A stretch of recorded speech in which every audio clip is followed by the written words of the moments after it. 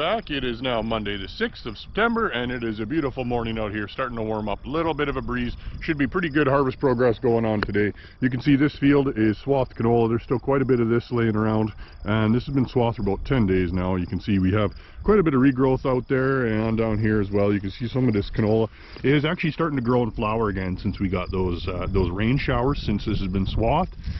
And also the kochia and stuff is starting to regrow. So this being canola, it's likely it's going to go into a cereal for next year and not a pulse. So we do have pretty wide open recommendations for what we could spray ahead of a cereal. You know, we could use dicamba products, so on and so forth. But really, with soil temperatures this warm and this early in the season, there's going to be little to no carryover for next spring. So we almost might as well just use a product that has no carryover. Leave our cropping restrictions open, something like Black Hawk or other products like that, and that way we just don't have to worry about next spring until it's here.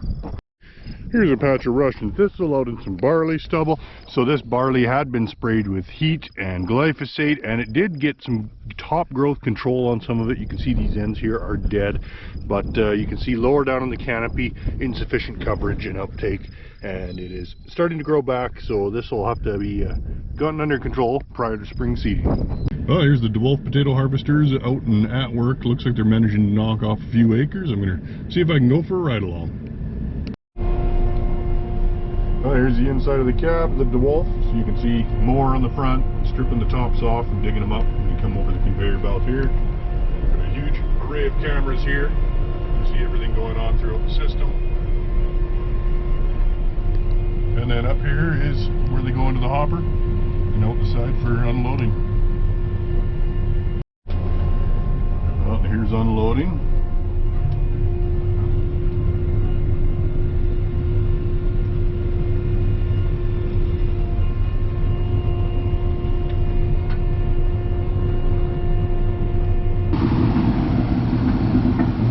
Here's where everything comes up.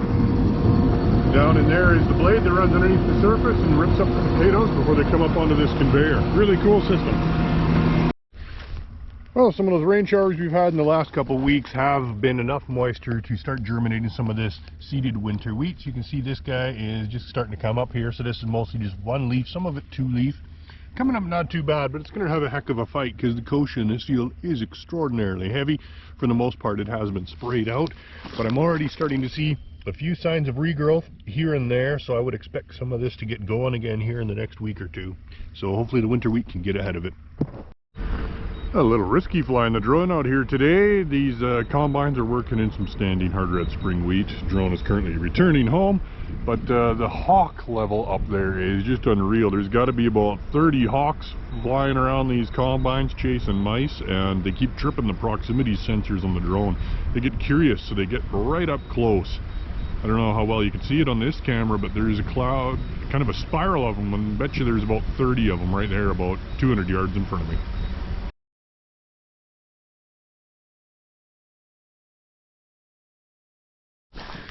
Well, here's a fun, interesting canola field. This was a very, very drought-stressed bit of canola on some rather poor ground that had almost no rain all season.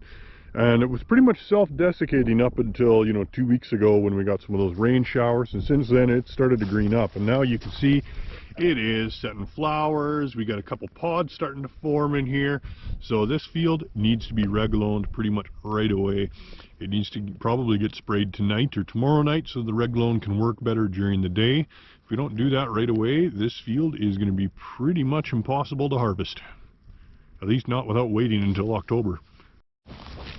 Here's a fun weed I don't often get to show. This is common plantain. I see this usually low areas of the field or around irrigated fields. It pops up quite commonly. It's not terribly hard to kill, even as large of a weed as it is. Sometimes it can be hard to get a herbicide into the leaves, but usually anything in the group 4 family, 2,4-Ds, that kind of thing, dicamba, is usually pretty effective in controlling it. Never really had much of a problem knocking it back. Here's my reseeded forage corn by Lethbridge. As you can see, it's growing pretty good compared to last week. Some of it is now approaching knee height.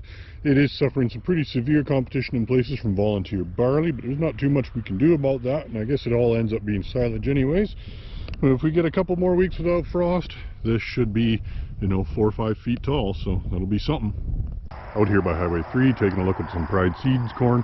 And you can see nice big showy 1047 over here.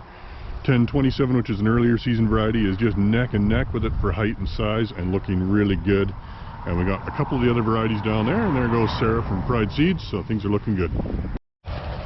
You can see out here in these trials there is quite a bit of aphids on some of these ears, but doesn't look too terribly bad. Certainly not worth doing anything about. I haven't noticed too much of this on the west side of Lethbridge.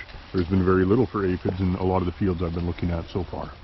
I'm out in a corn trial by Barnwell with Sarah from Pride Seeds, and she's going to tell you a little bit about some of her favorite varieties. Thanks. So we have 1027 and 1047. So both of these hybrids are the silage specific hybrids. So they're going to be a big tall plant. They're going to have a nice upright leaf structure, and then you're going to have a white cob with a flank kernel. So the flank kernels mean that you're not going to see the dent as they mature and develop their milk line. So you're going to definitely need to crack them open and look. So this is what we have, 1047. It's, you know, the feedlot favorite, very classic hybrid, nice girth and nice length to it. And then we have another silage specific. This is 1027, and it's a little bit shorter season, long ear. We've got a little bit of asymmetry going on, so it's not a handsome hybrid, but it'll definitely get the job done. We see a little bit quicker dry down with this hybrid as well compared to the 1047. Very good, thank you, Sarah. And if anybody wants to come see this trial, it's by Barnwell. Here you can see we have some relatively mature red root pigweed, and it's got this big fat flower on the top. When you pull this guy off, you can really start to see how many seeds are really in there. Sorry, this is kind of hard to do one-handed. But you can see all that, that's all seeds. They're just tiny, you know, they're the size of a pinhead. And you can really see each one of these plants can produce, you know, up to 10,000 seeds, and it's quite remarkable. Well, here on this leaf of pigweed, you can see we have ladybugs in several stages. So right there closest to my thumb is a larvae who looks like he's just beginning to pupate. He's kind of curled up a little bit. And then these ones farther down are in later stages of the pupae. So that one right here should actually be emerging as an adult fairly soon by the looks of it. So these guys are great. You know, they're probably our best known beneficial aphid predator. They're not necessarily the best. Probably, you know, the lacewing or the antlion probably be a little bit more effective predators, but these guys are numerous and everybody loves them. Oh, here's a patch of weeds in the field. This just got sprayed with Black Hawk about a week ago. So starting to see some symptoms here on some of these weeds now. You can see this mallow. This was, you know, fairly big mallow in crop, and it's since been regrowing. So it did have a little while to recover before it was sprayed. And you can see now, we got a lot of leaves are burned pretty bad by the group 14, and a lot of the newer growth is very yellow and pale. The growing points are kind of bleached out. So I'm pretty sure we're going to get pretty good knockback on these guys. Kind of same thing on these clovers here. You can see some group 14 burn. Newer growth is yellowing out. Thistles are being a little bit slower to show it, but it's still early yet, only being about 7 days after application. Well, here by Lethbridge you can see we got a lot of volunteer barley coming up in one of these early harvested fields. And of course that barley is going to be using, you know, moisture and nutrition ahead of next year's crop, so you might want to get it under control. There's also some pretty big patches of kochia and Russian thistle out here. But the grasshoppers here are still pretty heavy, and you can see how much they've been chewing down this volunteer barley here, especially around the edges of the field like this.